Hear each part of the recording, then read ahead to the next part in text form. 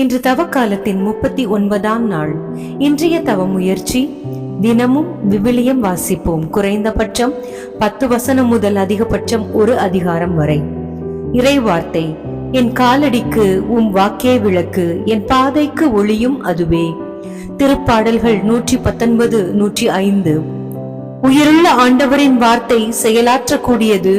உடலெடுத்து வந்து உயிரை தந்து நமக்கு உயிர்ப்பையும் தருவது இறைவார்த்தை. தற்போதைய ஆண்ட்ராய்டு காலத்தில் தினமும் ஒரு வசனம் ஃபார்வர்ட் செய்து நாம் நற்செய்தி பணி புரிகின்றோம். நல்லதுதான். Something is better than nothing.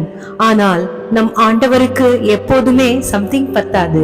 He needs everything. நாம் முழு உள்ளத்தோடு, முழு அறிவோடு, முழு ஆற்றலோடு, முழு மனத்தோடு நாம் அவரை அன்பு செய்ய வேண்டும் என அவர் விரும்புகிறார். இன்ஸ்டன்ட்டுக்கு பழகி போன இந்த உலகத்தில் சுருக்கமாக, இன்னும் சுருக்கமாக என ஆன்மீகத்தை சுருக்கி சுருக்கி சுழியத்தில் வந்து நிற்கிறோம். ஆசீர்வாதமான ஒற்றை வசனம் தினமும் உற்சாகம் தரலாம். ஆனால் சரியான பாதையை கண்டடைய அது மட்டும் போதாதில்லையா? விவிலிய வாசிப்பு நம் வரலாற்றை நமக்கு படம் போட்டு காட்டும். நிகழ்கால பிசகுகளை சுட்டி காட்டும். எதிர்கால பயணத்தின் பாதையையும் அதற்கான வெளிச்சத்தையும் தரும். உலகம் காட்டும் பாதை தவறென்று சுட்டும்.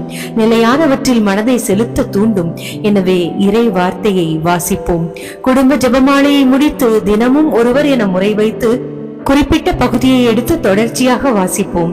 உங்களுக்கு உதவ எங்கள் சேனல் வழியாக தினமும் ஒரு அதிகாரம் வாசிக்கப்படுகிறது. எடுத்து வாசிக்க நேரமற்றவர்கள் கேட்டு பயன்பெறுங்கள். ஜெபம். அன்பு இறைவா, நீர் என்னோடு என்ன பேச விரும்புகிறீர் என உணராமல் நீர் பேசியவற்றில் நான் விரும்பியவற்றையே கேட்க விரும்பி இருக்கிறேன். தினமும் உம்மை எடுத்து வாசித்து என் வாழ்வை நெறிப்படுத்த உமதருள் புரியும்.